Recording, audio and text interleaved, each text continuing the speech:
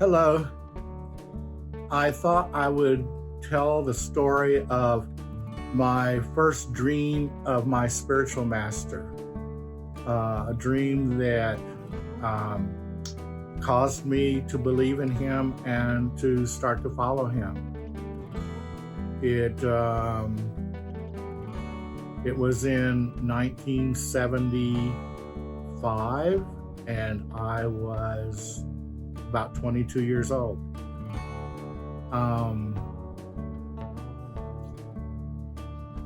This spiritual master that I have been with all these years is Avatar MEHER Baba.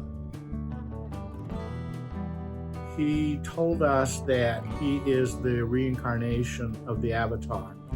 The Avatar, I think, is a Sanskrit word that is God in human form.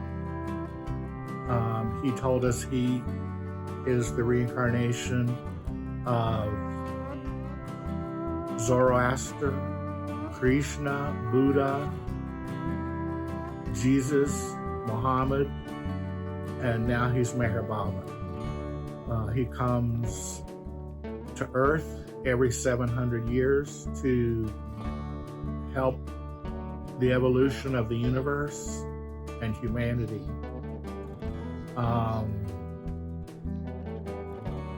He also has minor veiled incarnations. I can tell some stories about those later.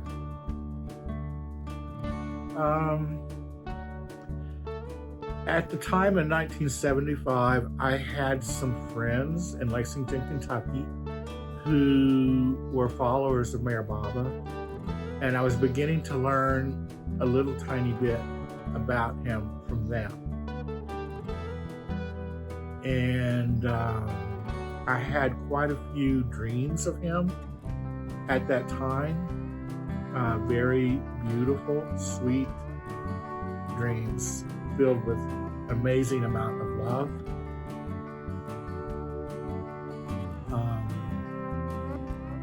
But this dream was probably the longest and the most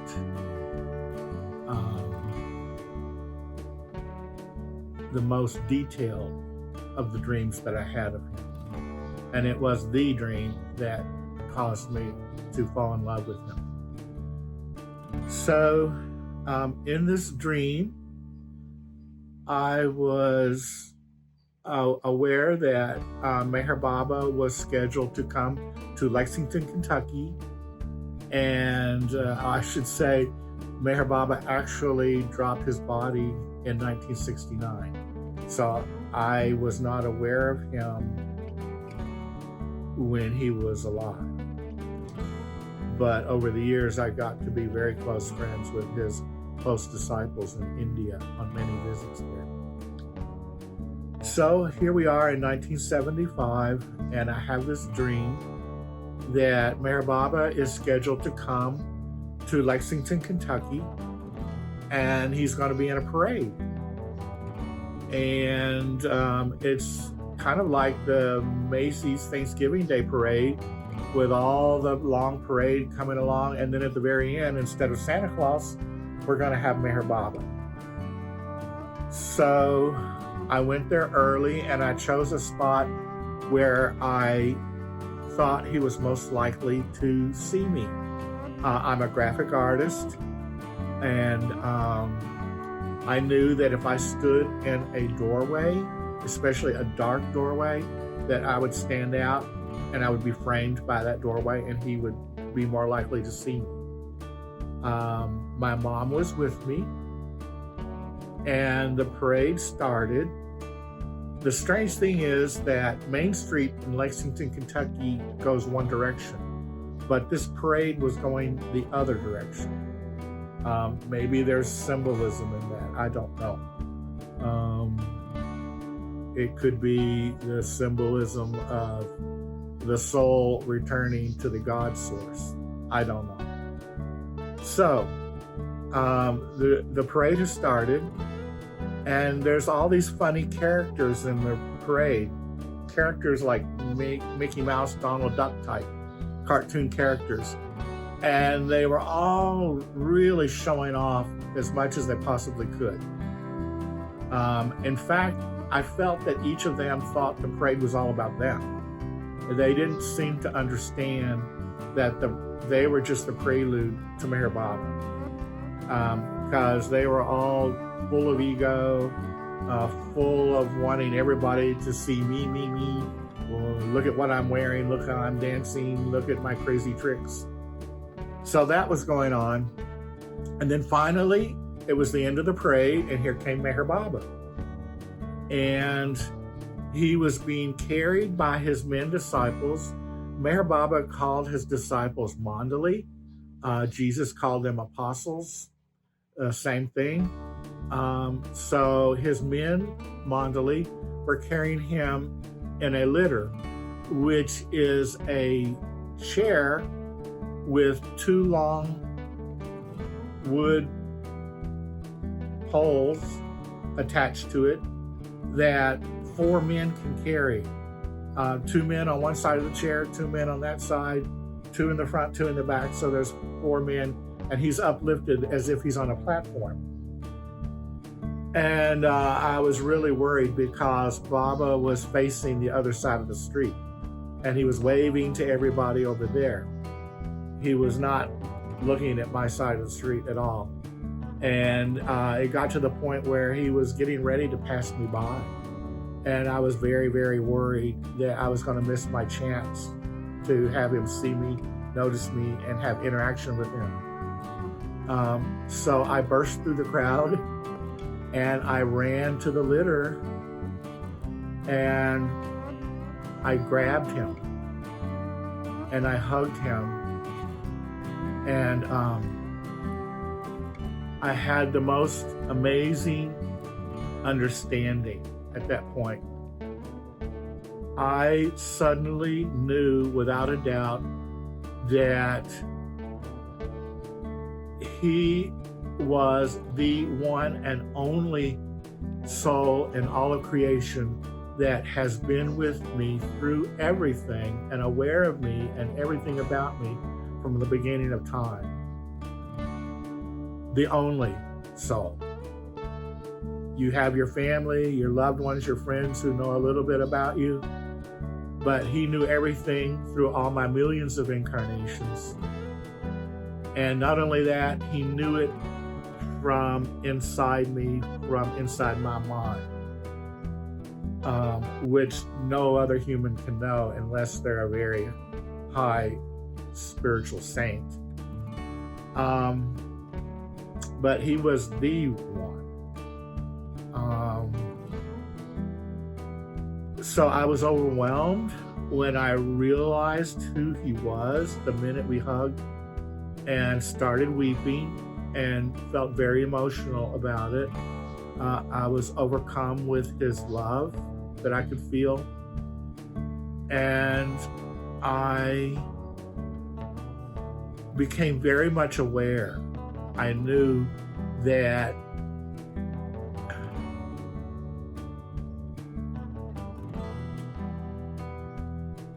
I'm trying to decide which thing to say first.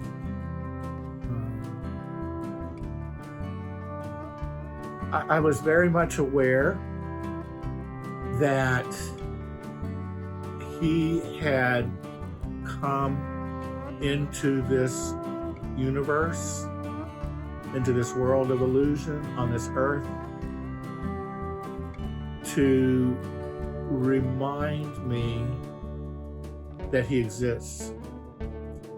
That was the other thing I wanted to say first but couldn't think of. When I hugged him, I realized that he had always been with me, closer than my own breath, closer than my own brain. He had always been with me since the beginning of time and all my incarnations. I knew it.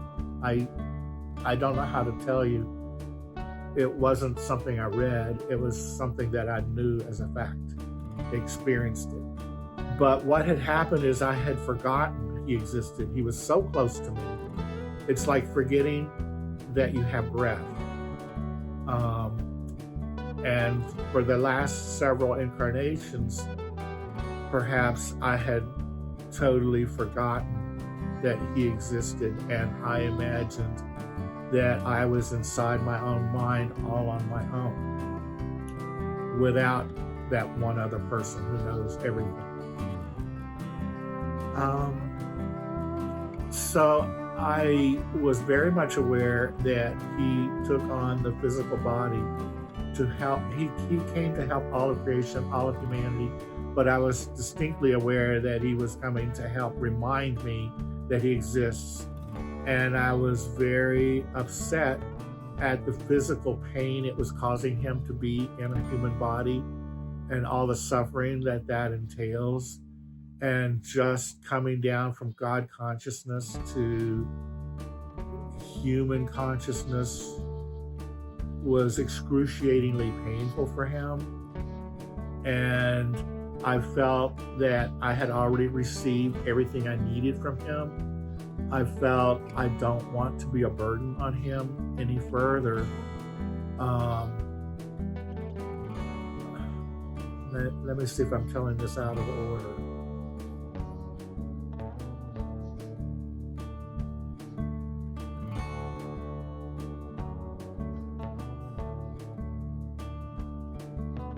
I may be telling something out of order, but I'll tell it the way it's coming to me right now.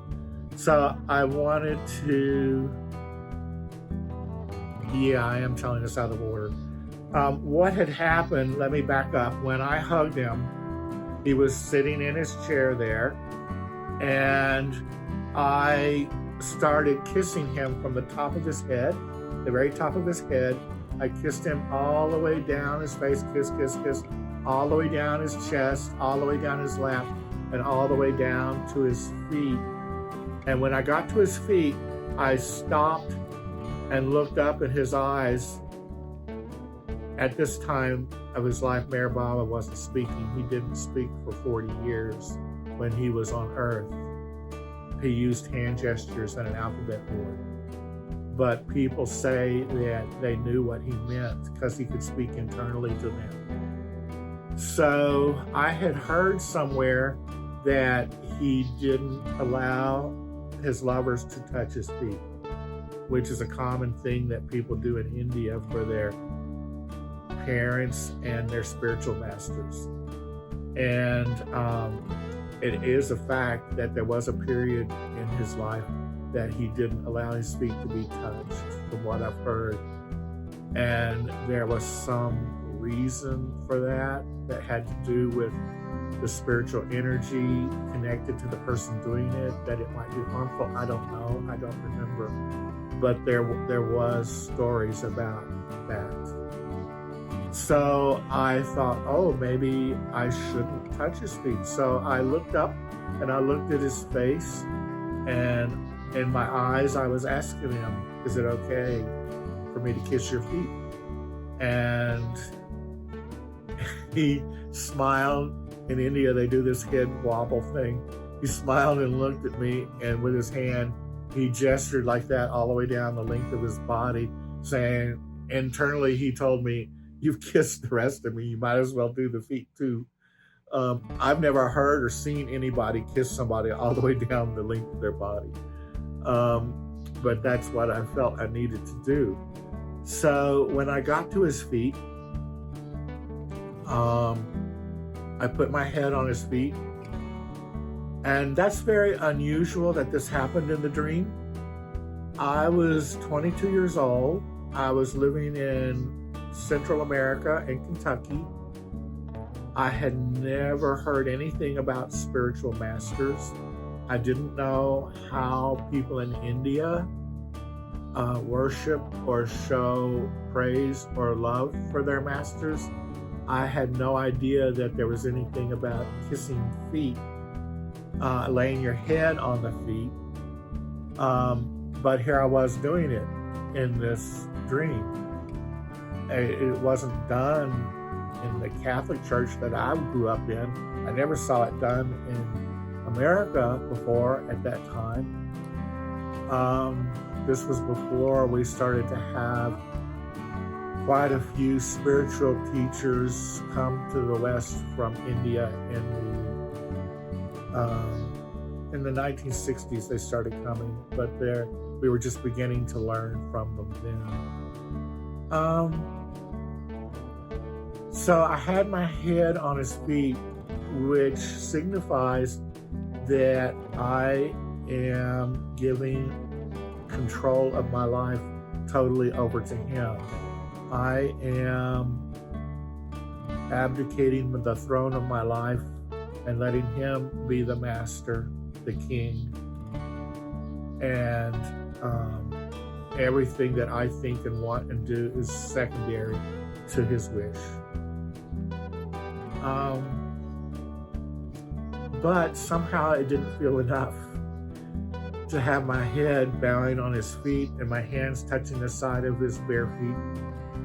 Maybe there were sandals, I don't remember, but even with sandals, they were mostly bare. So, yeah, I know there were no sandals at this point, because what I did was I took his 2 feet and put them on my head with my skull on the street, on the ground, with his feet on my head. It felt like it needed to be that far along. I had never heard of anyone doing that. And since then, I've only heard of one other person doing that in a dream. It was Meher Baba's sister, Mani, who did the same thing in a dream. That's the only other person I've heard of doing this. And she woke up the next morning with a stiff neck and didn't know why until friends reminded her of the dreams she had told them about. And then she realized why her neck was stiff. But so there I am with his feet on my head, and I'm laying out, they use the word prostrate, on the street, totally out flat on my face. And I had never seen anyone do that in America before. I'm saying this because where could I have learned to do that? Is it something in the mass human subconscious, or was it from previous incarnations? Because I never saw anyone do it in church or in my family. No one in America I had ever seen do anything like that.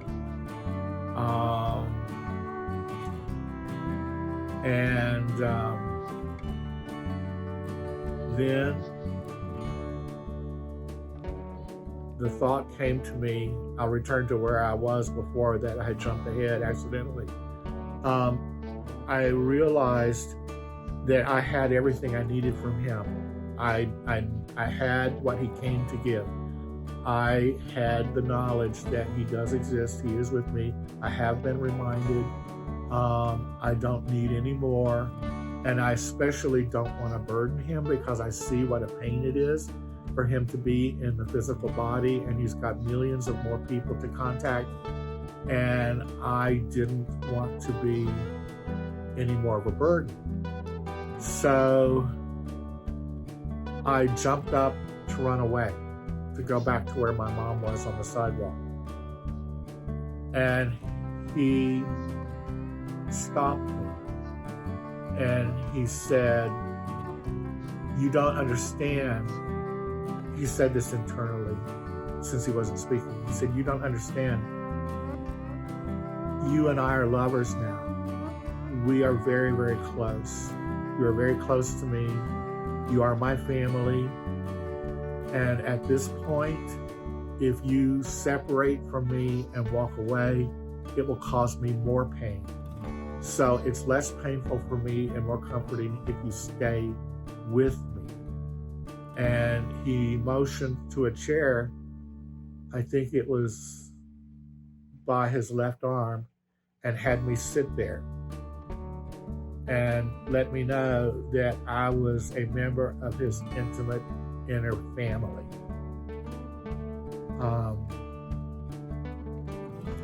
Somehow the next thing I know in the dream is that I was back on the sidewalk with my mom, and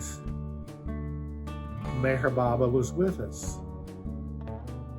Maybe I was introducing her to him, I don't know, but we were standing there. And behind Mayor Baba were the men Mondley who had been carrying his chair. And we were kind of having an awkward silence. There was no conversation going on. And I was a little bit anxious and nervous and thinking I need to think of something to say to make conversation. And I thought, I have God's presence with me. I have, what we say, I have his audience with me right now. And I may never have this again. And this is a very rare opportunity. It might be many more lifetimes before I have this opportunity.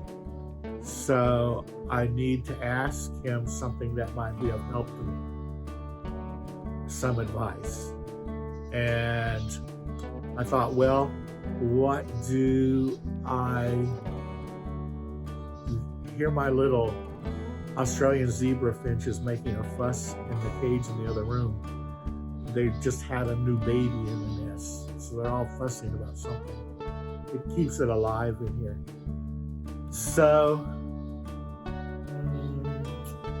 I was thinking, what should I ask him? What do I need to know? What problem might I have? And then I thought, oh, I know. I need to ask him advice on me being gay. Because all during my teenage years, I had a lot of anxiety about that. In the 1950s and 1960s in Kentucky, you didn't dare let anyone know that you're gay. And I had accepted it when I was a teenager, and I was totally comfortable with it internally. But it was, I would never, ever have let anyone know. The other kids would have been mercilessly teasing me. And it was also difficult at that time. This was before gay liberation. And I had absolutely no role models on how to be gay. The only gay people I ever saw in movies from Hollywood were real sissy acting, limp-wristed guys that spoke with a real irritating voice that might be a wedding planner or a flower designer or something extremely effeminate, and they were like a clown. They were a joke of homosexuality, and I thought that was disgusting. That would make me vomit. And then the only other image that I had to go by was maybe from, I don't know where I got this image, from magazines or stories or news, I don't know, about some perverted old man in a dark alley opening up and flashing himself underneath a trench coat, showing his genitals to little boys or something. And I thought that was horribly sick and just really, really, really, really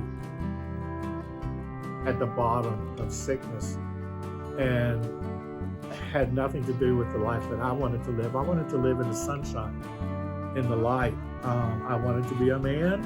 I had no doubt about that. But I knew I was gay and I loved other men, but I had no idea how to do it. I had no examples. But I'm getting away from the story here. So I'm thinking I need to ask Baba about being gay in a spiritual life, because I wanted to make sure that there was nothing detrimental to me spiritually to have accepted my homosexuality. And he would know the answer. He's the ultimate. But before I could ask him the question, my mom popped out and asked, because she was concerned about it. And she asked it in the funniest way, very strange way. She held her right hand towards me as I was next to her, and she held her left hand towards Mayor Baba as he was right in front of her. And she said, "Baba, why is it always Tom and Harry and Fred?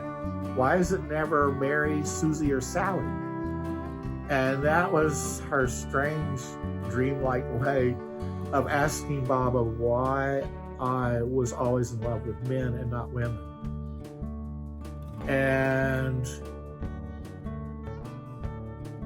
I will tell in another story how that strangeness of the way she worded it happened a few years later in India.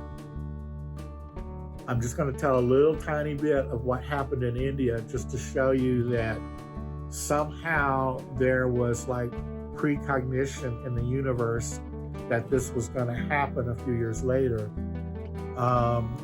There was one day I spent with Meher Baba's brother, Jal Irani, in India, in Pune, where their family was from.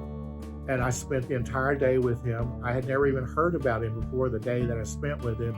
And it was an extremely magical day, full of miracles showering down like crazy. But I'm not going to tell that whole story tonight or today, whenever you're listening to this. I will tell that at another time. But the one thing I wanted to say was I met him in a restaurant, and he was very old and blind at this time and walking with a cane. And we sat down at a table, and he ordered a hot chocolate, Mornvita. And he only knew me for less than 5 minutes. And he was blind, and he knew nothing about me. And he looked towards me and shook his finger and said, "You always see Tom and Harry and Fred, but it's just Baba, Baba, Baba." And it was very strange that God made those same exact words that my mother said in the dream many years before come out of his mouth at that time. So anyway, back to the dream. When my mom asked Baba that question, he got a really big smirk on his face. He has a big mustache, and he was grinning like this was the weirdest thing he had ever heard. He just was rolling his eyes and laughing. He was absolutely shocked, like this is the craziest thing he ever heard in the entire universe. And he turned around to the men Mandali behind him and got them laughing about it.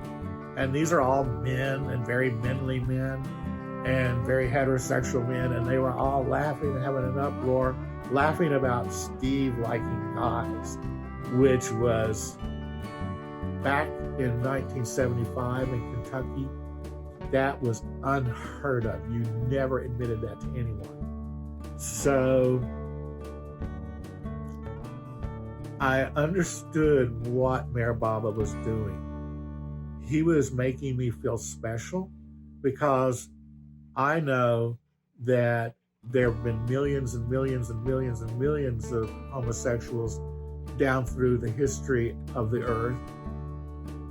And I'm not the first one. I'm not unique at all. But he was making me feel unique, and he was lightening the mood.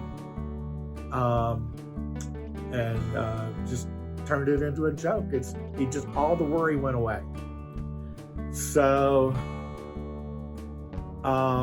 there he was laughing at my expense. There, all the guys laughing about me. And then suddenly he got extremely serious, and he furrowed his brow and looked straight into my eyes with a very dead serious, very, very serious look. And he shook his finger at me, and he said, "I want you to have men for lovers, but don't you ever, ever worry about it." And that was an order that I was never to worry about.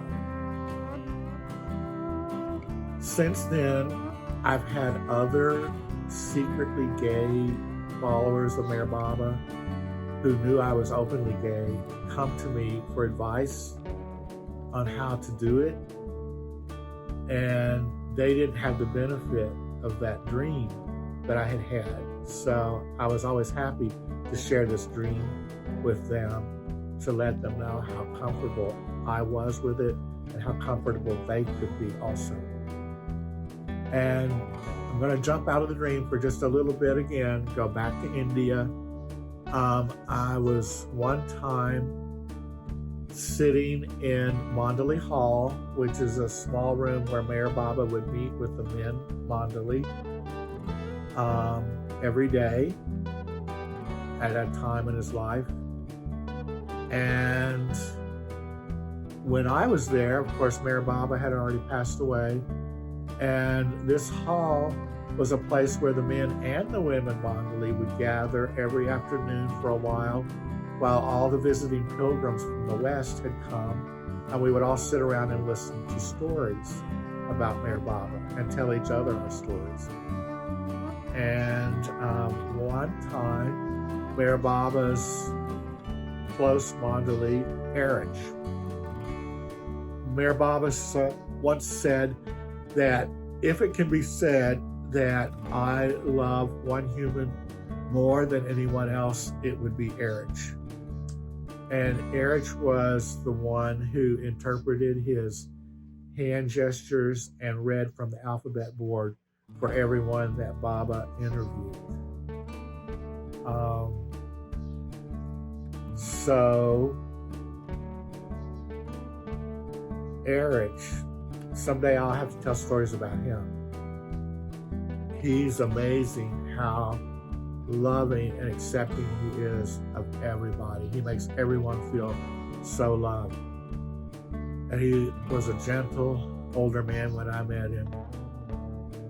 The only thing I will say that was a little bit difficult for me was that it was obvious he didn't want to be on earth anymore. So it was a bit depressing to be around him. And if anyone asked him how he was doing, he would just say lingering, still lingering. But he was very, very sweet and loving. So one day we were in the hall and he was telling stories, and he told this story I'm getting ready to tell, that there were two monks who had taken vows of celibacy, and they were traveling across the country, and they came to a deep rushing river that was going to be very, very difficult to get across because there was lots of white water and very deep, very dangerous river. It was life-threatening. And there was a lady on the side of the river who didn't know what to do because she was afraid to cross the river because she was little and frail, and she was afraid she wouldn't make it. So one of the monks picked her up, and when the two monks crossed the river, he carried her on his back, and then when they got to the other side of the river, he sat her down on the land, and they said goodbye and went on their way. And then for several days, the other monk, who had not been the one who carried her, got really quiet. He stopped speaking. And there was an uncomfortable feeling between the two monks. And the monk who had carried the lady asked him, "Is something bothering you? You haven't spoken to me for days, and it seems like you're upset about something." And the monk finally admitted, he said, "You and I both took a vow of celibacy. We vowed never to touch a woman. And I can't understand why, after all these years, you broke your vow and you touched a woman. And you promised that you would never do that in your life, and you did it. And I don't even know if we're friends anymore. I don't even know if I know you. That was such a terrible thing to break your vow." And the monk who had carried the woman said, "Well, I'll tell you what, I sat her down when we got to the other side of the river, but all these days since then, you've been carrying her yourself." Meaning that he was carrying her in his mind. And I had chills. I'm having chills right now. I had chills when I heard Erich tell that story in Mondali Hall, because it was like confirmation for me. It was the same thing that Baba had said when he wiggled his finger in my face and said, "Don't you ever worry about the fact that you're going to have boyfriends."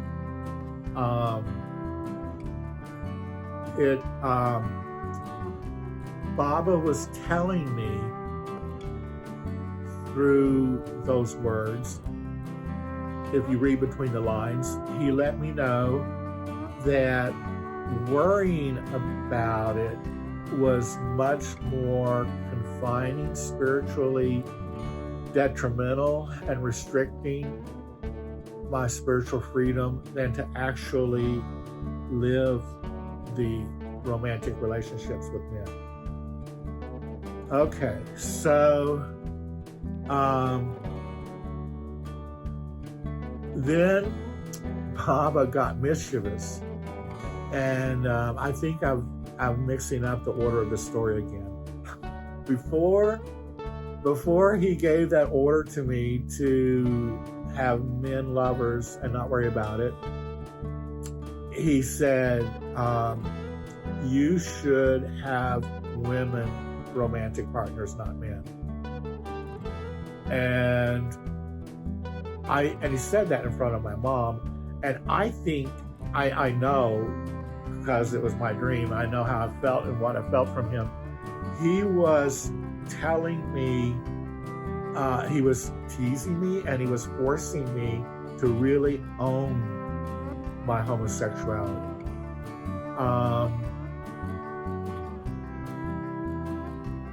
To begin with, it wasn't going to help that my spiritual master is telling my mom something that I'm not going to do, and then she'll have that over me.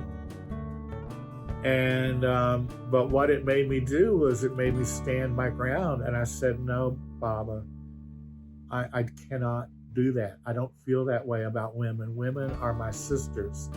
I would never, ever have a sexual thought about a woman or want to touch her in that way. That's very repulsive to me. I would not touch my sisters like that. And I am attracted to men, and I love men. I want boyfriends. And so he made me own it. He made me take possession of it in front of him. And then that's when he told me to do it, but not worry about it. So that little episode is over. So then something else came up in the conversation. There might have been another awkward silence for a while. And then again, in front of my mom, who is Catholic, although she's a very open-minded. So he said, you are a devout Christian and should remain one. And I protested terribly. I said, no, Baba, no. I want you. You're here now. You're the current Jesus. The Bible has probably been monkeyed with by all kinds of people through the centuries. Who knows what they've put in it? And that was so long ago, and we don't know all the truths. And you're here now, and fresh and alive and modern, and dealing with current society and the current level of human evolution. I said, no, Baba, I want you. I don't want to be a Christian. I want you. And again, I thought, man, he's causing trouble for me to say this in front of my mom, because this is something else she's going to be able to hold over me and say, Baba told you. Although that's not like my mom. She wouldn't have done that. But he was teasing me. And again, he made me pronounce very strongly what it was that I wanted and how I felt. He really made me announce it and pronounce it and lock it in. But I don't know if it was in the dream or in the following days when I reviewed the dream that I thought,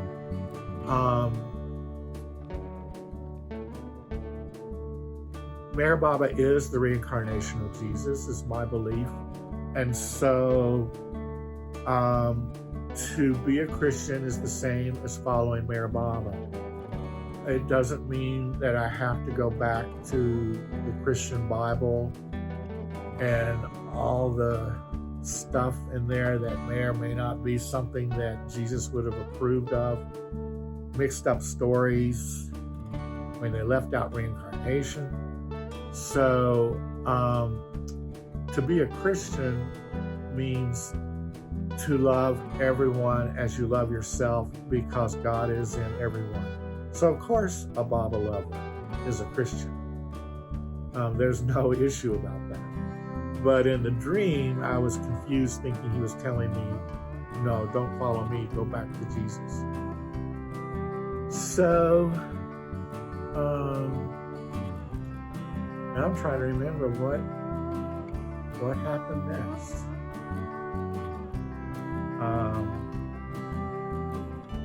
Again, I forgot something.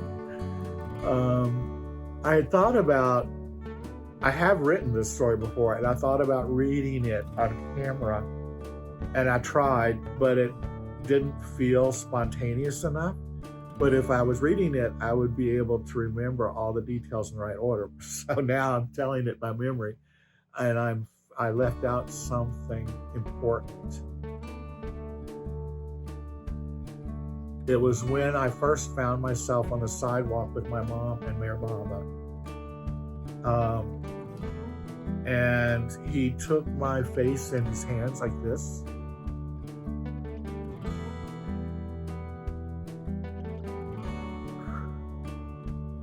And he looked into my eyes with so much love.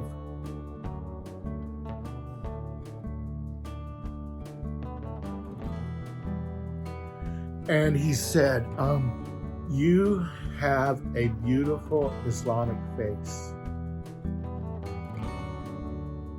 For one thing, I've always had a poor self-image about my appearance. And after every 10 years that goes by, I look at photographs of myself when I was 10 years younger and say, oh, I was really cute then. Why didn't I know that? And I've always been very insecure in getting involved in romantic relationships because I don't feel desirable. So he was telling me from his point of view, my face was very beautiful, but he was also telling me that my soul and my spirit were beautiful.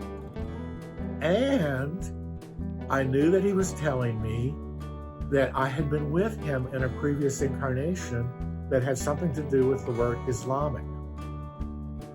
And I had a flash of when that might have been, and I don't know for a fact, but in my mind, I saw myself on a street, a busy street, on a sidewalk, very similar to where we were in the dream. And this would be in a past life. And he was walking by with his disciples, and he glanced at me. And so that might be all it was, just a glance in a previous incarnation. I don't know if I was with him in a more involved way than that. I don't know. But he was telling me that I had been with him, and he was recognizing my face. He knew me, he recognized me. And I think I can't remember any more to that dream, but the next day when I woke up, of course, I was very impressed. And you can imagine if you have a really long dream like that with so much detail and so much emotion in it, it's extremely intense experience. And I woke up with that feeling of awe and intensity. And I was wondering what the word Islamic meant. This was 1975. I was 22 years old. I was a young guy. I didn't know much about the world. I had never traveled outside of Kentucky. And this was before Islamic people were on the news a lot. And a few years after that, we started hearing all this stuff about Islamic terrorists. that our horrible, corrupt government was trying to upset us about. And every night on TV, it was all these horrible, horrible things the Islamic terrorists were doing. And so I had never heard that word. And I didn't know what Islamic meant. But I knew it had something to do with a previous incarnation in which he and I had been together. So I actually had to go to a dictionary. I had a big, nice, fat chairman of the board, Webster's dictionary, big fat one. And I looked up Islamic and read that it was the religion that evolved around Prophet Muhammad, who Meher Baba was at that time. And so that fact that he said a word in my dream that I had never heard before and actually had to go look it up in the dictionary seemed like proof to me that it was real, that it really was the truth. I can't remember if there was any more to this dream. And I've spent a long time telling this one. I have many, many more dreams I want to share, dreams that I had of him, most of them shorter. But I think that's the end of this one. While you're here, I can show you, if I can tilt the camera, this painting on the wall is one that I did, Meher Baba on the beach with a little baby elephant. One of my favorite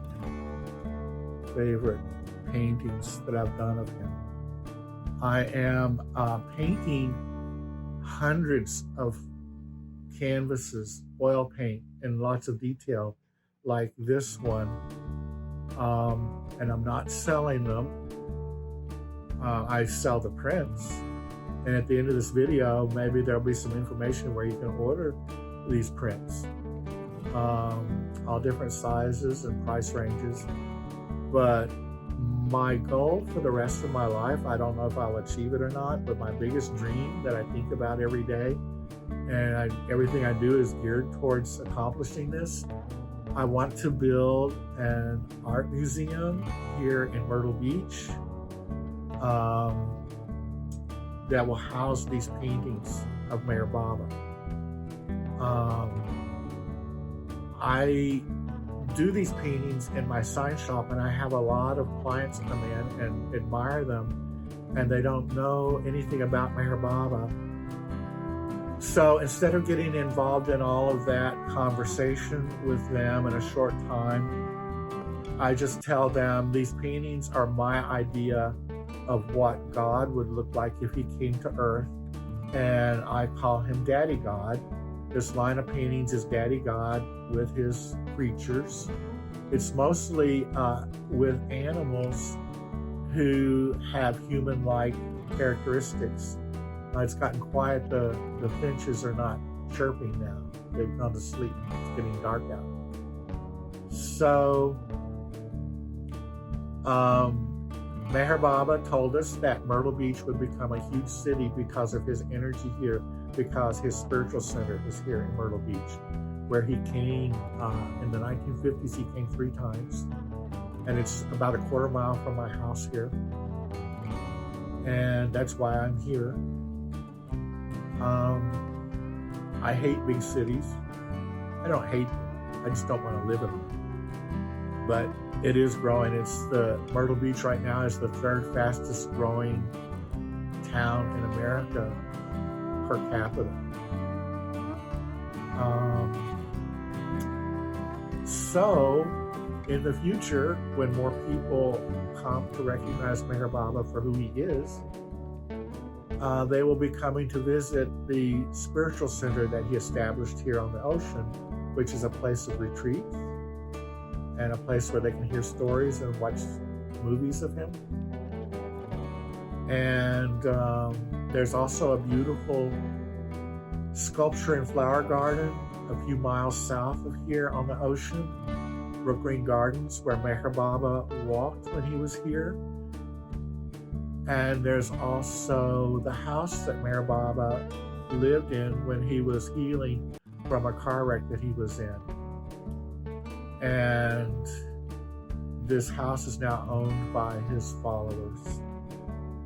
And my vision for the museum is that in the centuries and years to come, when people come to the Meher Baba Center to learn more about him, they'll be able to stay there overnight.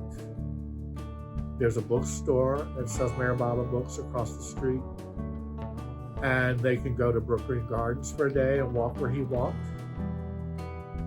They can go see the house where he recuperated from the car accident.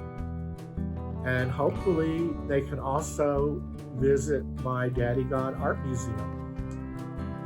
It'll be, my dream is that it will be ocean on one side, salt marsh on the other, at least 10,000 square feet. I was an architect major in college, so I have spent years designing it and having fun with that. And it's part of the way towards Charleston, which is another tourist destination where people might like to go tour Charleston, the old town, and the restaurants and shopping. So I'm thinking that when Baba lovers of the future come to this area, they can also stop in the Daddy God Art Museum and enjoy a couple of hours of seeing all these hundreds of paintings that I'll have done by that time. I have no idea how I'm going to finance it. It's going to take several $1 million to make it last for several hundred years. And I'm the kind of person that tends to like to do things on my own. Maybe that'll change, but I have no idea where the financing's coming from. If anybody wants to donate to that, maybe I can set up a charity that it can be donated to. I'll maybe figure out more about that in the future. And I'm also working on an animated film, several animated films that would look like the paintings that I've done. I guess that's all from now. Thanks for listening to me, and I hope to tell more stories for you. I love to tell stories, and I've got a lot more to go. This is one of the first. Okay, thank you, everybody. Bye-bye.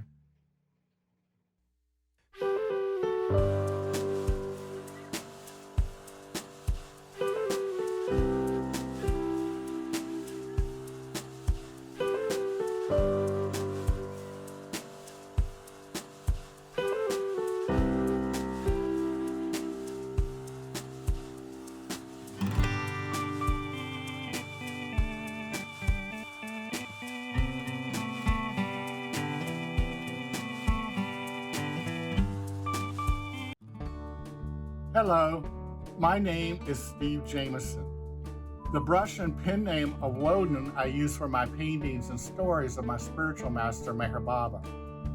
I hope you enjoyed the video presentation. I plan to create many, many more, so come back from time to time to hear more true life stories of Meher Baba. I also plan to interview others who have had personal Baba experiences and people who follow other spiritual masters such as Jesus, Muhammad, and Buddha.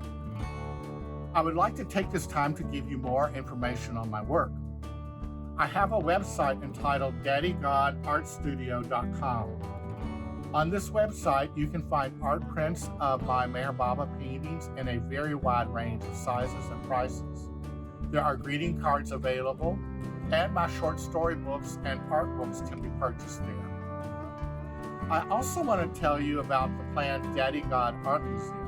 I'm very excited about this project. My main and biggest project for the rest of my life is to build this Daddy God Art Museum to house all my paintings of Meher Baba after I pass on. Here I want to show you some architectural renderings of the planned museum. You can see the main entrance hall that will greet visitors when they first arrive. Here is the art studio where I can paint, edit videos, work on book publishing, and my staff of animators can create. Here is the main common area, a living room-like area, the upper mezzanine with all the paintings of Meher Baba on the walls, the veranda where people can enjoy the outdoors, kitchen and dining area. The architectural plan is for a traditional South Carolina Lowcountry style of a large home that will house the paintings and can be used for public gatherings and possibly even overnight stays. You see, I was an architect major in college. I love architecture, so I plan to enjoy many years designing and building this museum. My vision for the Daddy God Art Museum is for future visitors and pilgrims to this area of the South Carolina coast in the next few hundred years to have a place to stop for a couple of hours to refresh and be inspired by paintings of Meher Baba. We now have 4 places in this area that attract those interested in learning more about Meher Baba. Foremost, we have the MEHER Spiritual Center, founded for Meher Baba, where people can stay on retreat and attend programs of movies and speakers on Meher Baba. This center was dedicated and built for Meher Baba, who visited it 3 times in the 1950s. Right across the street from the center is a bookstore selling all books regarding Meher Baba. About 45 minutes south of the center, there's the world-famous Brookgreen Sculpture and Horticulture Gardens, where people can walk in the path of Meher Baba, who visited there one day himself. There is Yaupon Dunes. This is the house where Meher Baba stayed for some time while he was recuperating from a car accident. He had a painful car accident in America that he said was his modern-day crucifixion for this incarnation. Finally, the ultimate destination, or the alternate destination, would be the dream of where the Daddy God Art Museum would be situated south of Meher Center on the road to Charleston. It would be situated with the ocean front on one side and backed by the beautiful local salt marshes on the other. Anyone wanting to visit historic Charleston for the day can stop at the museum for a couple of hours on the drive down. Here I want to show you a few recent paintings that I have created for the museum. I think I have about 30 done so far, but I plan many, many dozens more. These are very elaborate and time-consuming paintings done with oil on canvas in a very large format size of 5 foot by 7 foot. So you can see these are too big for private homes. These paintings are currently being created and housed at my studio, which is just 15 minutes north of MEHER Center in North Myrtle Beach, South Carolina. I would like to extend an open invitation to anyone visiting the area to stop by my studio for a short visit, for a cup of chai, and to see the current artwork. Visiting hours are from noon to 6 p.m., and I'm here 7 days a week. Also, here you can see a few of my true life short story books about Meher Baba. These books have been printed and published and are available on Amazon. I'm very excited to tell you about another huge project I'm working on in my studio. I'm very excited about this one, and I think you will be too. With the help of a few animators, I am working on full feature film-length Walt Disney style animated movies of Meher Baba done in my WODIN style of depicting his image. Currently, we are creating a 5-minute presentation sample of what the full-length movie might look like.